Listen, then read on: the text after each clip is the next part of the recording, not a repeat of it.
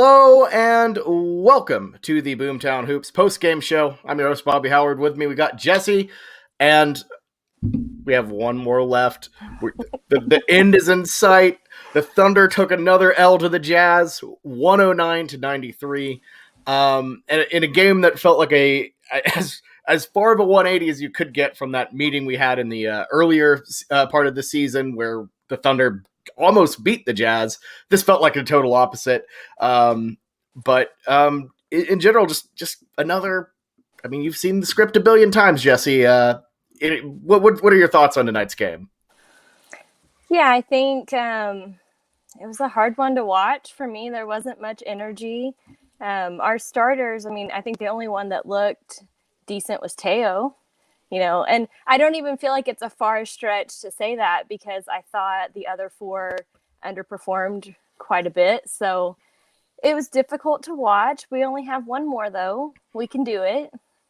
Yeah, no, for sure. I think the Thunder are kind of in Cancun. They're in Cancun mode all the way here, which is totally fine. I get it. But like you said, that starting five, even in a tank game, a game where we look, are supposed to lose, it's still a really bad performance. 2 for Baisley, 6 for Poku, 6 for Roby, and 5 for Moses Brown. That is really bad when only one player gets into double digits of your starting five. But Teo did good. He's kind of had he's been a little inconsistent down the stretch. So it's good to see him kind of have a great game like that. Wasn't great plus minus wise. That's really more due to the fact he played a lot of minutes. But what'd you think of Teo tonight? When he scored the first 7, I was very thankful for him. I do think he tapered off some after that, but it was a solid night for him. I just wish there was kind of more to go along with it. But I think he had a nice night. Deck. And then probably Svi. But outside of that, there wasn't much going on.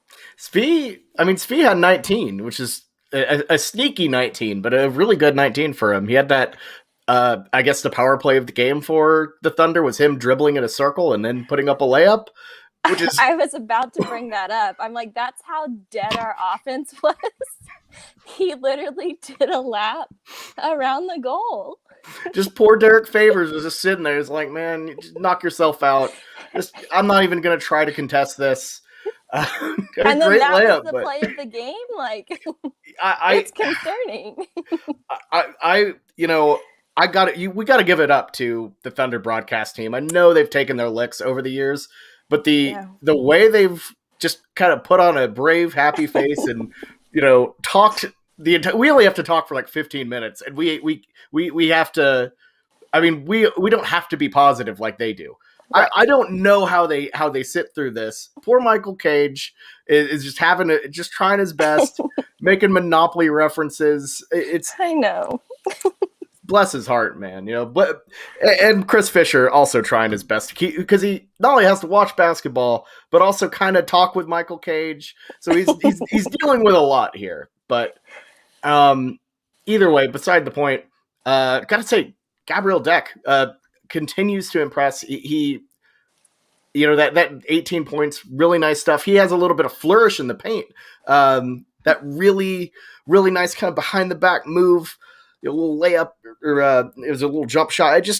I see a lot of promise with this guy. And do you want to keep him on board for a while? How are you feeling about Deck? Is he worth the investment? I really like what I've seen. I don't think he's necessarily flashy, but I do find him to be pretty consistent, which I think we need.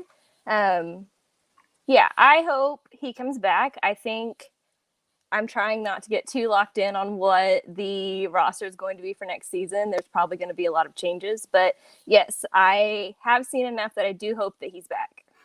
Absolutely. And it's weird because he's not flashy, but he does these things that are weirdly flashy, once in a while. He's kind of like a grittier Poku. Yeah. In the way that, he had that behind the back pass, which apparently is called a fajita in Argentina, which I love. But I like him. I love the grit. He seems like a Thunder type of guy. And I like it. I long term fit. We'll see how that works. I could be a good mentor. Maybe he doesn't want to spend a ton of time in Oklahoma City. If he can, help out somewhere, he is up there in age. But I like it. It was a good move on the Thunder's part. Gotta ask, who are you more disappointed in tonight, Poku or Baisley? Well, at least Poku had where like he faked Tateo in the corner and then he had like that nice little finger roll. So at least there's a good moment I remember from the game. Unfortunately for me, I don't remember much that Baisley did that I thought looked great. I think this was probably the worst game we've seen from him since he came back from injury. Like we kind of talked about how he's been shooting inconsistently, but he's still been able to get some offense. I mean, 2 points from him is not enough for me. So horrible shooting too. 1 for 13, 0 for 4 from 3. Just tough stuff out of Bays. And he's had a really tough go of it in the NBA with injuries, and obviously everyone's had a tough time with COVID. But that's like the worst thing. That was the worst thing for him to hit as a rookie. Mm-hmm. And then to spend so much time in his sophomore year where he also missed time. It's a bummer for him. But anyways, the Jazz looking pretty good. I mean, it is the Thunder. They were sitting guys. They did have their best player was Bogdan Bogdanovic, which is good on him. What do you think about Utah? Do you think they can make a legitimate run in the West? We'll see. I personally don't really care for them to. I think that sounds more harsh than I want it to, but I'm just so interested in the Suns that the Jazz are kind of like, nah, for me at least. Which is fair, and I think that's the thing with Utah is we've seen them flame out in the playoffs. We haven't seen the Suns team in the playoffs since 2010, and that was obviously a wildly different team. It was so different that Meta World Peace he wasn't even Meta World Peace. He was Ron Artest still, and he was a major part of that of them going down in the playoffs that year. So it's just a totally different Suns team. I think the fact that we hadn't seen them flame out, that there's so much potential there, that Chris Paul's doing what he's doing. I think the fact that we haven't seen them fail yet is kind of a different. I think that helps us here. But I will say I think this Utah team finally kind of got over some sort of hump. And I'm looking forward to seeing the playoffs. This is going to be a fun playoff, I think. Yeah, I personally like the idea of the play-in game. I understand why some of the teams aren't necessarily the happiest about it. But I feel like it's making a lot more of these end games matter more than what they probably would have. So I kind of like the setup. I guess we'll see how it goes. I know LeBron's mad, but I kind of like it. Of course LeBron's mad because he's been out so long, and it affects the Lakers. If it didn't affect the Lakers, they would have no issue with it. Right. It just is. It's one of those silly things where I'm annoyed that so much of the discourse about it has been, well, what if the Lakers and Celtics miss the play-in, or what if the Warriors miss it too? I'm like, what? No. Why are we trying to cater to big markets? I hate this. Get me out of here. Right. That shouldn't be the big determining factor, is like which rich market team gets in. It's annoying. I don't know. I'm just glad we don't have to stress out about a play-in game, because that would be, I feel like that would just be too much for nothing. If you win, congratulations, you're going to get murdered in the first round. If you lose, you get like a late lottery pick, and that's true. Good luck with that. Good luck with that. But anyways, we are almost done. We have one game left Sunday against the Los Angeles Clippers at 8:00. It's going to be fun. I'm looking forward to it. I believe so far, no Kawhi Leonard. No. I saw some injury reports earlier. Looked a little iffy. I know Serge Ibaka playing was a big deal to people. So if that's a big deal to people, then maybe the Clippers could be pretty bare bones here.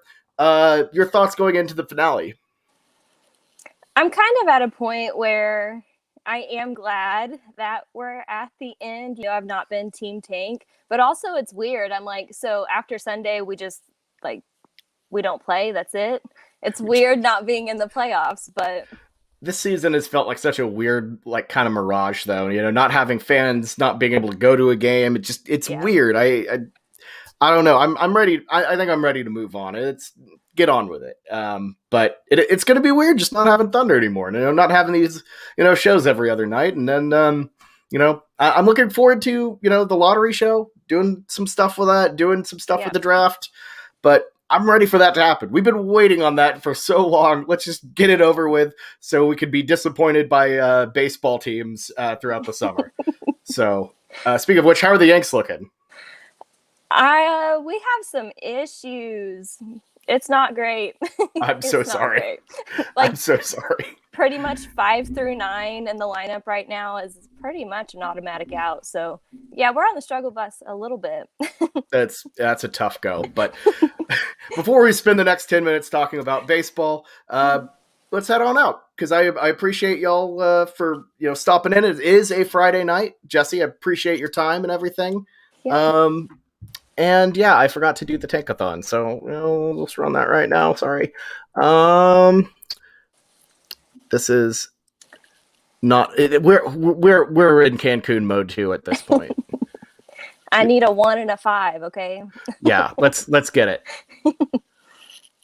Oh no! Oh, we can't end on that. There we go. That's still not great. One more. Okay, I give up. This has been the Boomtown Hoops post-game show. Thank y'all so much for watching. Cancun on 3. 1, 2, 3.